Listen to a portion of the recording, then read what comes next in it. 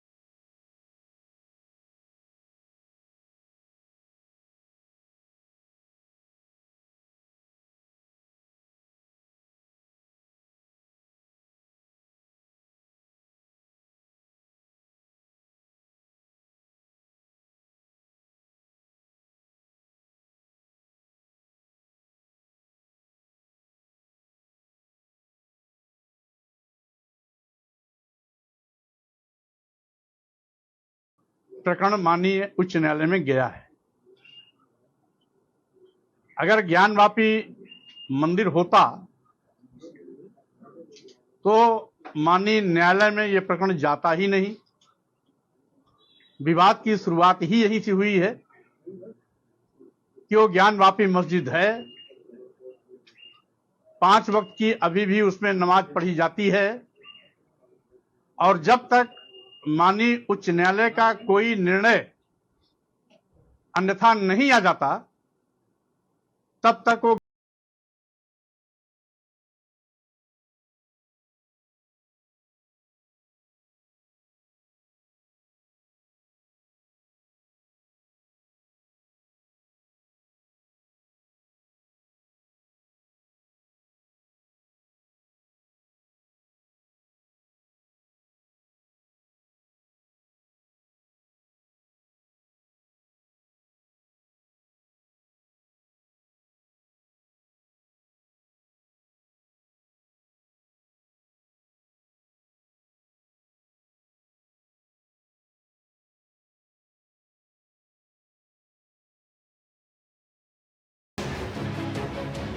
उत्तर प्रदेश के यशस्वी मुख्यमंत्री श्री योगी आदित्यनाथ जी का बयान बहुत ही सराहनीय है, जिसमें उन्होंने कहा है कि ज्ञानवापी मामले में मुस्लिम पक्षकारों को हिंदुओं को मंदिर सौंप देना चाहिए। ये बिल्कुल सत्य है।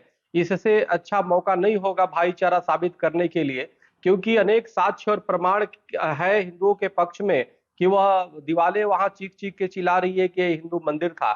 इसलिए यह उत्तर प्रदेश के मुख्यमंत्री जी द्वारा एक भाईचारे का जो मुस्लिम पक्षकारों की तरफ एक साबित करने का संदेश दिया है। अब मुस्लिम पक्षकारों को निश्चित रूप से आगे बढ़ के हिंदुओं को ज्ञानवापी और मथुरा की जो कृष्ण जन्मभूमि है सौंप देना चाहिए।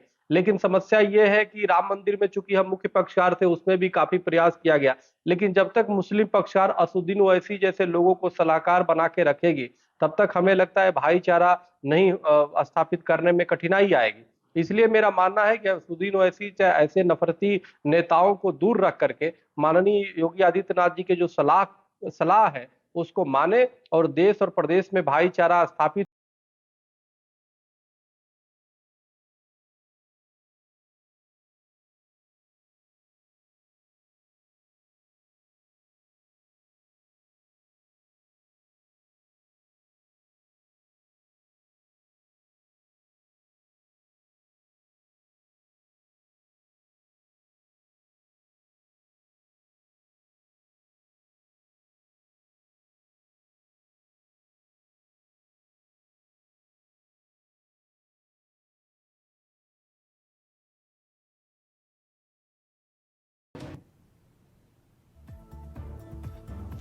तो जिस तरह से सीएम योगी आदित्यनाथ के बयान के बाद उत्तर प्रदेश समेत पूरे देश की राजनीति में घमासान छिड़ गया है। बार बार इस बात को लेकर चर्चा हो रही है कि सीएम योगी आदित्यनाथ के इस बयान के आखिर क्या मायने हैं। एक तरफ सीएम योगी आदित्यनाथ ने साफ तौर से इसे मुस्लिम समाज की ऐतिहासिक गलती बता डाला है और उनका यह भी कहना है कि मुस्लिम समाज को आगे आके इस गलती को सुधारना चाहिए। उन्हें इस बात को मानना चाहिए कि ज्ञानव्यापी मंदिर रहा है और इस पर फैसले आने के बाद कहीं ना कहीं आपसी सहमति से हिंदू पक्ष का सहयोग करना चाहिए। तो ये बड़ा बयान योगी आदित्यनाथ का एक तरफ आया है, इससे हिंदू पक्ष तो खुश नजर आ रहा है, लेकिन समाजवादी पार्टी इस पर स्वामी प्रसाद मौर्य के बयान के बाद कहीं ना कहीं समाजवादी पार्टी इसमें बिफरी नजर आ रही है, क्योंकि सीएम योगी आदित्यनाथ के बयान के बाद मामला उत्तर प्रदेश में बदलता हुआ नजर आ रहा है। इसीलिए उसके तुरंत बाद स्वामी प्रसाद मौर्य का बयान आता है कि अभी तक ज्ञानव्यापी में 5 वक्त की नमाजें पढ़ी जा रही हैं, यानी कि वो मस्जिद ही हैं। तो सीएम योगी आदित्यनाथ क्या अदालत से बड़े हो गए, क्या हाईकोर्ट से बड़े हो गए? तो यहां पर वार और पलटवार दोनों का ही सिलसिला लगातार जारी है। लेकिन देखने वाली बात यह होगी कि उत्तर प्रदेश में 2024 के चुनाव के पहले भारतीय जनता पार्टी और समाजवादी पार्टी के बीच वार पलटवार का घमासान तो छिड़ा है, लेकिन इससे फायदा किसको होने वाला है? दूसरी बात यह भी है कि लगातार राम मंदिर को लेकर अभी तक के भारतीय जनता पार्टी ने तमाम चुनाव जीते हैं। राम मंदिर को लेकर राहुल गांधी का पहले बयान आता था कि राम मंदिर पर मंदिर वही बनाएंगे लेकिन तारीख नहीं बताएंगे। तो इस पर हम चर्चा करेंगे। हमारे साथ एक पैनल जुड़ चुका है। सबसे पहले आपका तारुफ करा देती हूं। हमारे साथ भारतीय जनता पार्टी से प्रदीप भटनागर जी जुड़े हैं, बहुत स्वागत है आपका। योगेश मिश्रा जी समाजवादी पार्टी से जुड़े हैं, आपका भी स्वागत है। और राजनीतिक विशेषज्ञ हमारे साथ दीपक राय जी जुड़ चुके हैं, आपका भी बहुत स्वागत है। सबसे पहले आपके पास ही आऊंगी प्रदीप जी। जिस तरह से योगी आदित्यनाथ जी का ये बयान आया है, साफ तौर पर उनका कहना है कि मुस्लिम समाज से ऐतिहासिक गलती हुई है, तो क्या ज्ञानव्यापी बीजेपी का ट्रम्प कार्ड है?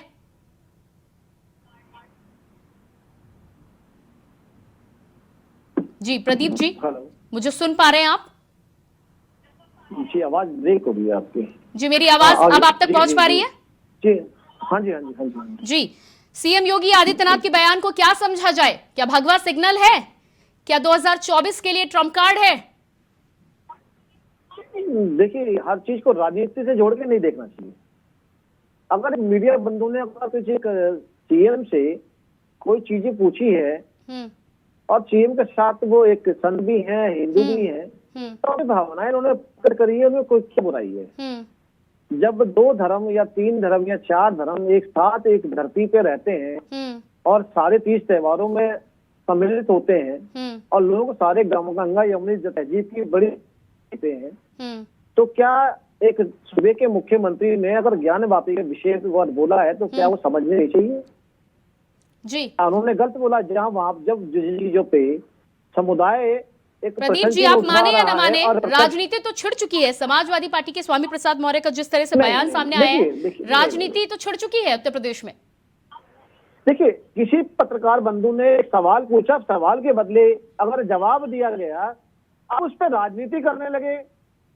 स्वामी प्रसाद मौर्य जैसे जिन्हें बुद्धि नहीं है, सदैव जो नाम तो लिखते हैं स्वामी प्रसाद, और सदैव हिंदू विरोधी बोलना, हिंदू विरोधी गालियां देना, भगवत गीता का अपमान करना, साधु संतों को गाली बकना, तो स्वामी प्रसाद मौर्य से पूछना चाहता हूं कि अपना नाम कब चेंज कर रहे हैं? स्वामी प्रसाद मौर्य का कोई अधिकार नहीं है 100 करोड़ हिंदू के बारे में बोलने का, उनकी आस्थाओं के विषय बोलने का। ठीक है, हमारे साथ योगेश जी भी, ठीक है, आपके पास आती हूँ मैं वापस। योगेश जी भी हमारे साथ समाजवादी पार्टी से जुड़ चुके हैं। योगेश जी, उनका कहना है कि स्वामी प्रसाद मौर्य को तो अपना नाम बदल लेना चाहिए, और क्या समाजवादी पार्टी ने भी ठान रखा है कि हमेशा हिंदू विरोधी बयान ही दिए जाएंगे? आदरणीय प्रियंका जी, बयान जो अभी आ रहा था कि ऐतिहासिक भूल वाला, तो गोरख पीठाधीश्वर महंत योगी आदित्यनाथ जो एक महंत के रूप में है, ये इनका व्यक्तिगत बयान था। और क्योंकि वो शुरू से हिंदू धर्म के प्रचारक रहे, उसके लिए काम किया, तो लेकिन योगेश जी, यदि उनका व्यक्तिगत बयान था तो उस पर आपकी तरफ से प्रतिक्रिया इतनी तुरंत क्यों आती है? फिर सुन तो लीजिए, हम लोग को तो 1 मिनट मिलता है, कंप्लीट करने दीजिए।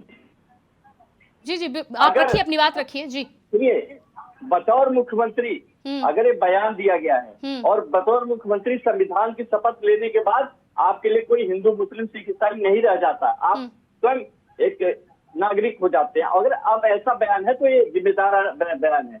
हमारा ये कहना है कि माननीय उच्च न्यायालय का फैसला 3 अगस्त को तो आ रहा था, 3 अगस्त तक आप वेट करते।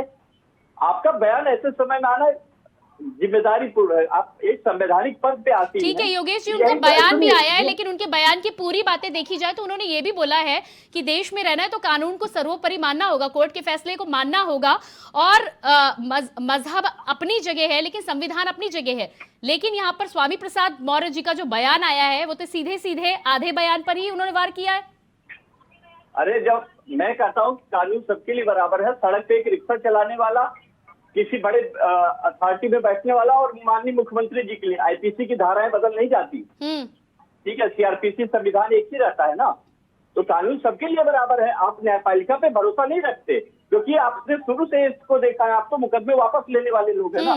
तो प्रदीप जी, योगेश जी का कहना है कि आप न्यायपालिका पर भरोसा नहीं रखते, क्या कहना है आपका? आप तो इंतजार करते हैं। ठीक है योगेश जी, प्रदीप जी का जवाब ले लूं मैं। प्रदीप जी जवाब दीजिएगा। इनका कहना है कि आपको न्यायपालिका पे भरोसा नहीं है, आप उससे पहले ही बयान दे रहे हैं। बिल्कुल बिल्कुल बिल्कुल। देखिए, न्यायपालिका पे जो देश के संविधान की या देश के लोकतंत्र इनको विश्वास नहीं है। सबसे बड़ी विडंबना ये है, मुख्यमंत्री होता है, न्यायालय न्यायालय होता है, दोनों का कोई कंपैरिजन नहीं है। जो न्यायालय आदेश करता है वो सरकार को भी मान्य होता है, और ये चीज न्यायालय में चल रही है। सर्वोच्च न्यायालय कौन गया सबसे पहले भारत के, और कौन गया और कौन वकील था, ये भी सबको पता है। और इलाहाबाद हाई कोर्ट कौन गया, ये सबको पता है। तो इसमें कोई छुपी भी नहीं है, ये कहने वाली बात है।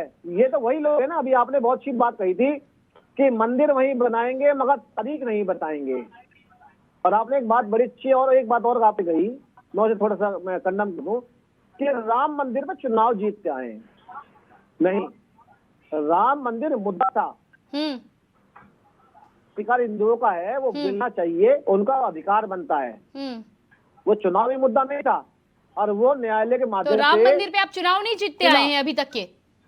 राम मंदिर आपका बड़ा मुद्दा था, राम मंदिर 2024 में भी मुद्दा है, तभी तो जनवरी में आप स्थापना करने जा रहे हैं।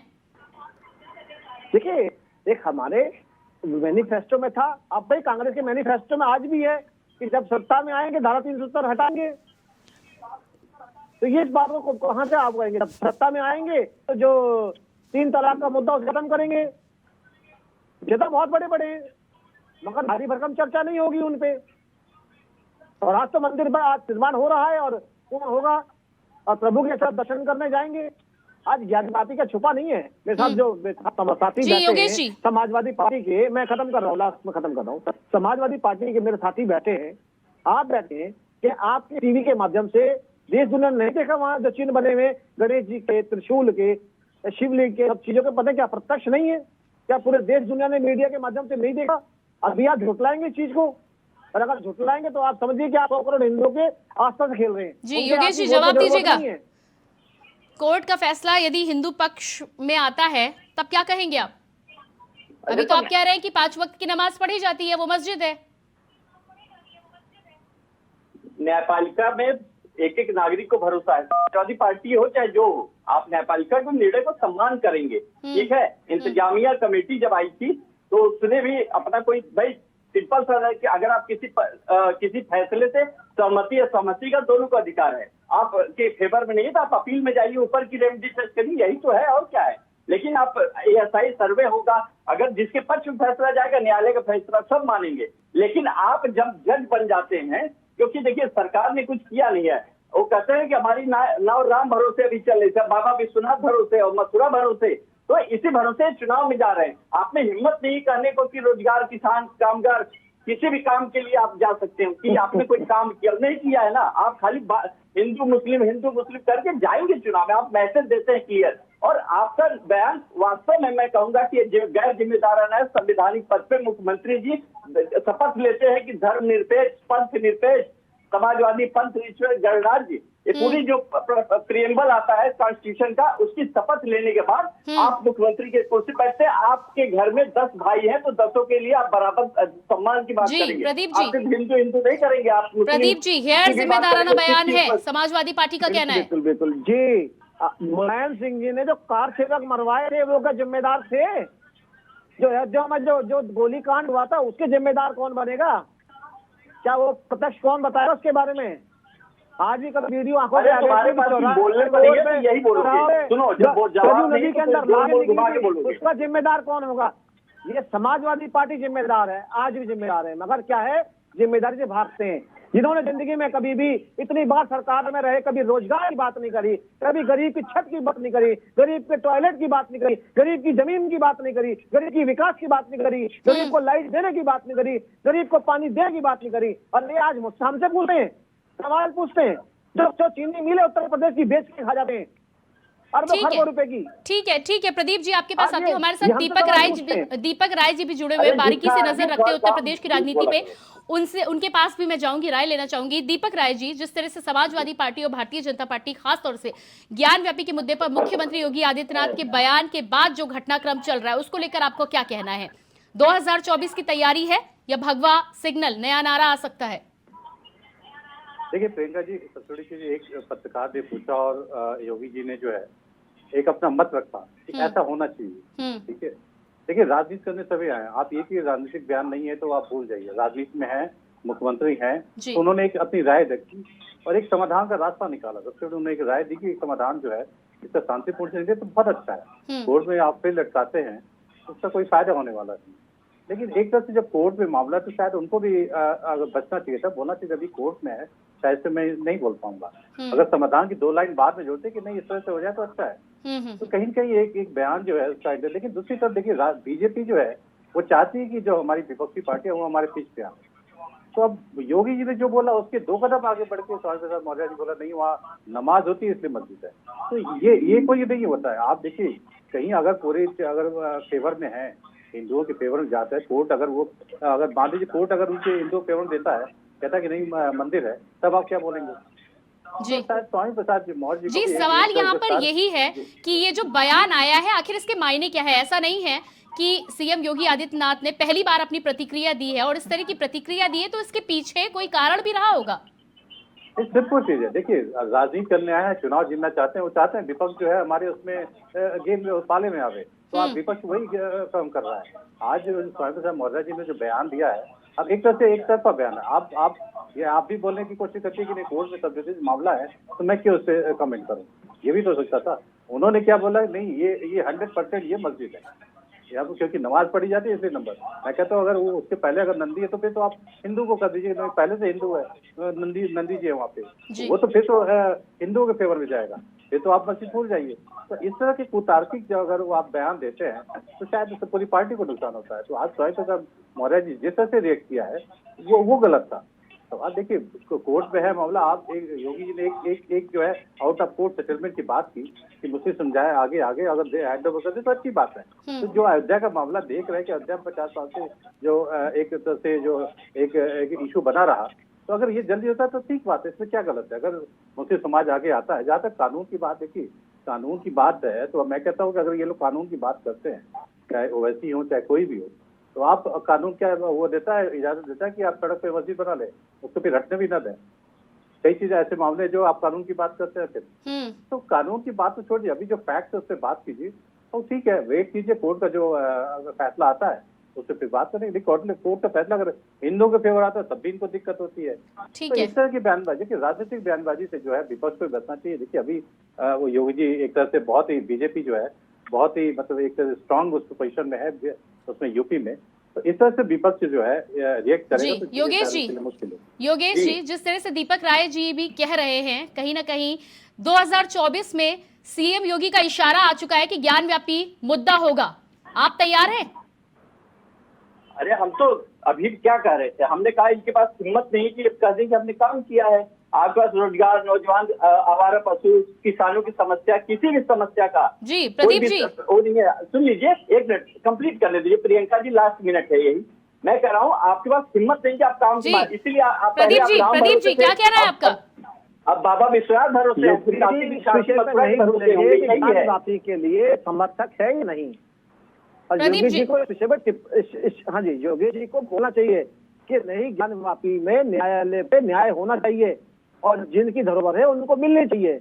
क्यों बोल अरे रहे हैं न्यायालय का आप? जो फैसला है क्यों हम तो जीत मान करके गए, गई आपकी? हम आपकी तरह जज आपने नहीं बन गए कि क्यों फैसला बराबर सुना दे, जैसे यहाँ जज बन बैठ के के कि आप बोल हमको रहे ये हो गए। कहते अरे हैं, हम जज अरे, नहीं बन गए, समाजवादी पार्टी के न्यायालय तो बंद कर दीजिए, योगेश जी, भारतीय उन्होंने क्या जनता विरोधी पार्टी को वोट तो दिया है? सीधा इशारा आ चुका है कि 2024 में ज्ञानव्यापी मुद्दा होगा। स्वामी प्रसाद मौर्य ने कहा जरूर है, लेकिन क्या आप तैयार नजर आते हैं? यदि फैसला हिंदू पक्ष में आता है तो क्या स्ट्रैटेजी होगी आपकी? किस तरह से तैयारी करेंगे?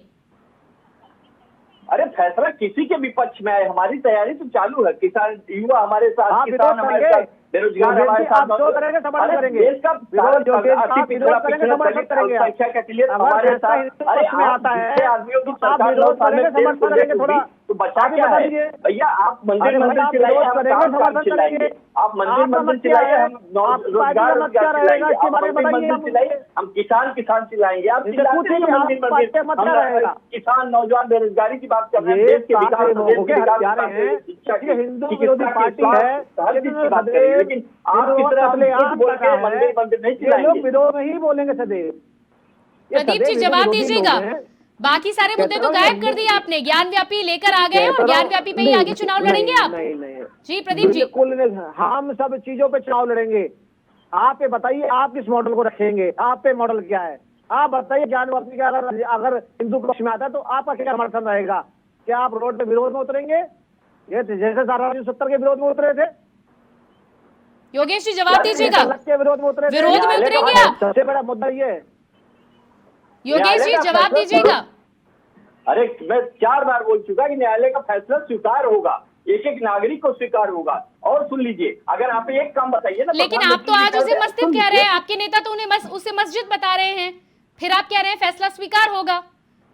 अब जज साहब बन जाए योगी जी और फैसला कर लें, कोर्ट बंद कर दें। हम कह रहे हैं जब तक फैसला नहीं आ जाता तो एज इट इज आज की पोजीशन में क्या है? आप कानून के ऊपर है क्या? मानने वाले लोग नहीं हैं। पर वर्षी पैक ये तो देश का क्लेम मानने वाले लोग लेकिन नहीं हैं। जबरदस्ती का क्लेम ये है देश आपका। विरोधी लोग हैं। आज की डेट ये में जो भी आतंकवादियों के एक्टिविटी समर्थक हैं। है वो तो मान्य है ना। यानी कि जब तक फैसला नहीं आएगा तब तक आप उसे मस्जिद मानेंगे और फैसला आएगा तो मंदिर मान लेंगे। आंसू सुन बहाने लीजिए, वाले लोग हैं। सुनिए सुनिए, हम कानून के विद्यार्थी हैं, कानून की प्रैक्टिस करते हैं, तो जो लीगल चीज होगी, जो यथा स्थिति में है, उसको हम वही मानेंगे। अरे उसमें तो ठीक परिवर्तन है। होगा तो उसको मानेंगे। अरे भाई, एक बात तो बताइए, एक सवाल आपसे पूछा गया, ठीक है, आप कानून ज्ञाता अरे है, आप कुछ नहीं एक जानते, सवाल बस सुन झूठ लीजिए, बैठ के बोलते हैं, कुछ नहीं योगी जी सुन लीजिए, योगी जी सुन लीजिए। देखिए, बहस मत कीजिए। हम जो है ना यहाँ अरे आप अपनी बहस पार्टी मत डिफाइन करिए, करने के लिए झूठ बैठे करते हैं। भैया। मैं नहीं, आपसे सवाल पूछा, उसका जवाब तो आपसे दिया नहीं गया। आप क्या जवाब देंगे? जवाब देता अगर हूं, आप अगर भागते पक्ष हैं। में आता तो क्या बोलेंगे आप? आप जवाब से भाग आप जाते हैं। बताइए ना, आपका आप क्या वो भागुवीर रहेगा, हैं, मॉडल भागुवीर रहेगा? भागुवीर सब आपे क्या है?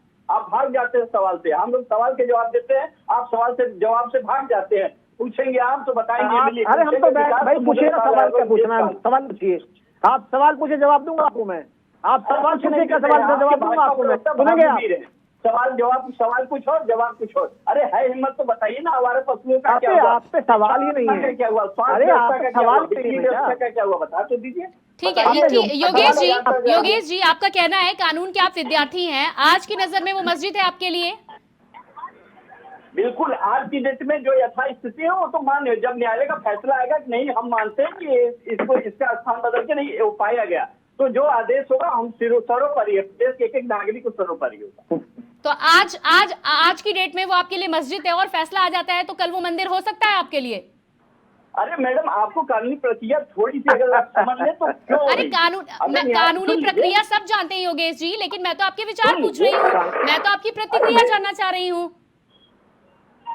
मैं कह रहा हूं कि आज की डेट में जिस स्थिति में इन्होंने क्लेम किया, और क्लेम जब तक डिसाइड नहीं हो जाता तो उस पर टिप्पणी करना उचित नहीं है। और आज की डेट में यथा स्थिति में मस्जिद का रूप है तो मस्जिद ही माना जाएगा। आज की डेट में फैसला जिस दिन आएगा उसके बाद टिप्पणी तो आप तब भी कर रहे हैं, आप वो मंदिर बता रहे हैं, आप मस्जिद बता रहे हैं, टिप्पणी तो आप तब भी कर रहे हैं, अपने अपने हिसाब से कर रहे हैं बस। सुनिए सुनिए, अरे भाई, श्रृंगार होता है देवी का, नवरात्र पूरे नवरात्र श्रृंगार होता है देवी का। तो आपको राजनीति दिख रही है, हम सही पूरे नवरात्र राजनीति होता है वहाँ पे।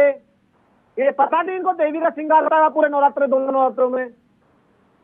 जी। अरे तो श्रृंगार होता है वहाँ पे। It is admitted fact that the case is pending before Honorable High Court or not. The next date is कैसे कानून में गया था or not. ये आपको नहीं पता? Order है। अरे कैसे कानून में गया था आपको यही नहीं पता आपको? अरे सुनो, कह रहे हैं order आपको has कानून been में गया था delivered उनमें? on 3rd August and thereafter you will comment फिर on it. अरे आपको कुछ पता? अगर कोई आप चीज सारे comment कानून में है, गया था कोई जब चीज आपको यही pending नहीं है, पता तो आपको कैसे तो comment कर सकते हो?